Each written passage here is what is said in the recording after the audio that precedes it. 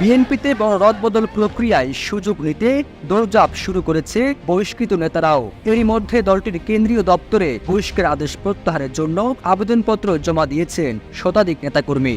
আবেদনপত্র দিয়েই থেমে নেই যোগাযোগের চেষ্টা করছেন দলের হাইকমান্ডেও। এরই মধ্যে গেল সপ্তাহে 4 নেতার বহিষ্কার আদেশ প্রত্যাহার করেছে বিএনপি। পদ ফিরে পাওয়া এসব নেতাকে কয়েক বছর আগে বহিষ্কার করা হয়েছিল।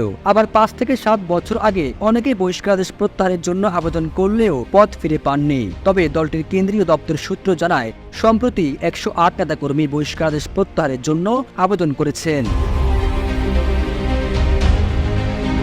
দলীয় সিদ্ধান্ত অমান্য করে নির্বাচনে অংশ নেওয়া এবং ওয়ালটন ফ্রিজ কিনে অনেকের মতো আপনিও হয়ে যেতে পারেন মিলেনিয়াল।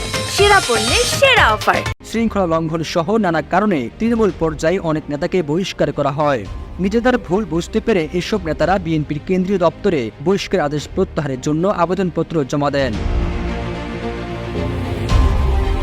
এ বিষয়ে বিএনপির ঢাকা বিভাগের সাংগঠনিক সম্পাদক অ্যাডভোকেট আব্দুস সালাম আজাদ জানান, দলীয় সিদ্ধান্ত লঙ্ঘন করে যারা নির্বাচনে অংশ নিয়েছেন দল তাদের বহিষ্কার করেছে। এখন কেউ বহিষ্কারাদেশ প্রত্যাহারের আবেদন করলে দলের ভারপ্রাপ্ত চেয়ারম্যান তারেক রহমানই সেটি দেখবেন। বিএনপি সিনিয়র যুগ্ম মহাসচিব রুহুল কবির রিজভী গণমাধ্যমকে বলেন, বিএনপি নির্বাচনে যাবে না, এটা নীতিগত সিদ্ধান্ত।